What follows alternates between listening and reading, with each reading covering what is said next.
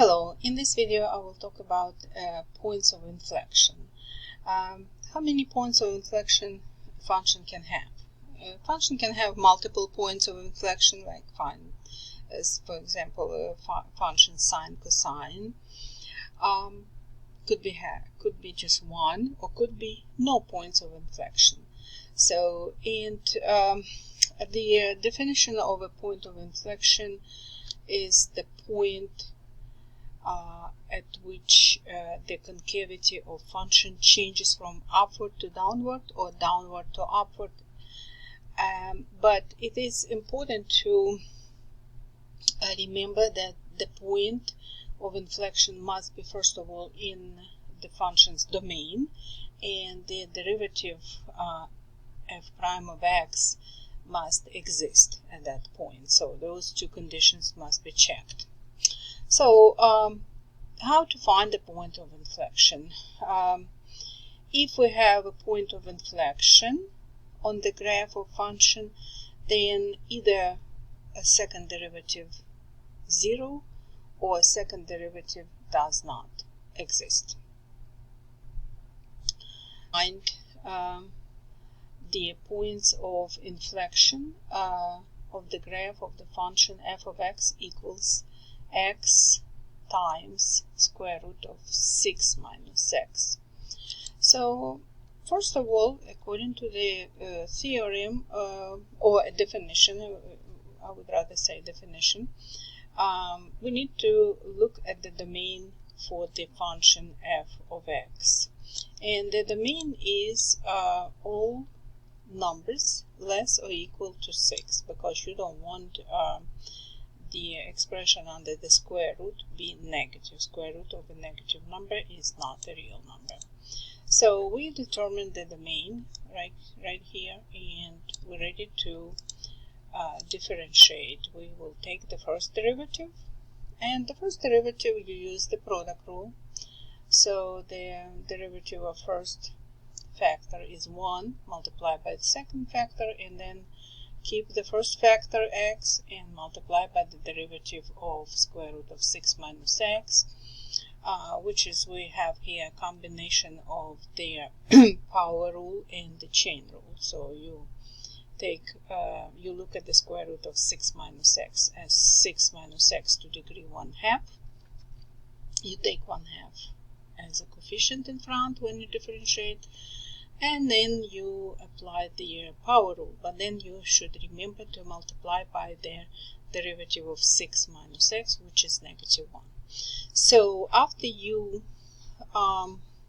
simplify this mass here, you get this expression, minus the plus change on minus because -1, x in numerator, 2 in denominator, 6 minus x is in denominator and it's under the square root because it's to degree 1/2 in denominator. So it is always a good idea to simplify further, because we can see if we get this and this term with the same denominator, 2 times square root of 6 minus x, you will get rid of this square root, and you can simplify a little bit further. So after all this manipulation, so I multiply this expression by 2 times square root 6 minus x, and it's 2 times 6 minus x because square root by square root, and open parentheses and combine like terms which are here, we got the first derivative equals to this. Now please pay attention, you cannot reduce 12 and 2 because 2 is a factor but 12 is not. Second derivative, we apply the quotient rule, so we square the denominator, we get 4 times 6 minus x, and we apply the quotient rule, derivative of 12 minus 3x, -3, multiplied by the denominator, minus, keep the numerator, multiply by the derivative of denominator, and that's what we get after all simplifying. You can pause here and do your work and compare results. So see what happened here a little bit closer. So first of all, 2 and 1/2 cancel each other, and negative by negative produces positive. Then we have a complex fraction here with a fraction in numerator, so we multiply by least common denominator, which is square root of 6 minus x. So that's how we got negative 6 times 6 minus x, times when you multiply here by square root of 6 minus x, you get rid of this denominator and get just 12 minus 3x, but at the same time you multiply the denominator by square root of 6 minus x, because that's how you keep the fraction equivalent to what it was earlier. Combining like terms, you got to this expression for second derivative. Again, to find their points of inflection, let's look back to the theorem. So if f at c is a point of inflection of the graph of f, what does it mean of the graph of f? That means that the point on the graph, that means that the point in the domain of the function f of x, then either second derivative equals 0 or second derivative does not exist. So we're talking about also as a definition of a point of inflection, we're talking about a point of inflection on an open interval. So let's see how we can do it. So when you solve it equals to 0, second derivative, you get 0 at 8.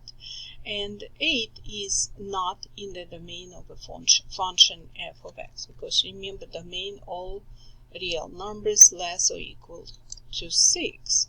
8 is greater than 6, so it's not in the domain. The domain is over here, shaded region from negative infinity to positive 6 including. But the first derivative does not exist at x equals 6, so we don't need to even think about 6 analyzing. Plus 6 is not in the open interval. So what happening here, if you pick any number from this interval and plug in into your second derivative expression, say the second derivative is negative, that means that the function will be concave downward on all interval. The graph of a function will be concave downward. So we're talking about this function. So this function will be concave downward. So the concavity of this function does not change from downward to upward or vice versa. So that's why we say that it's no point of inflection. Inflection does not exist, so the formal answer on Weber sign is D and E. I hope it was helpful.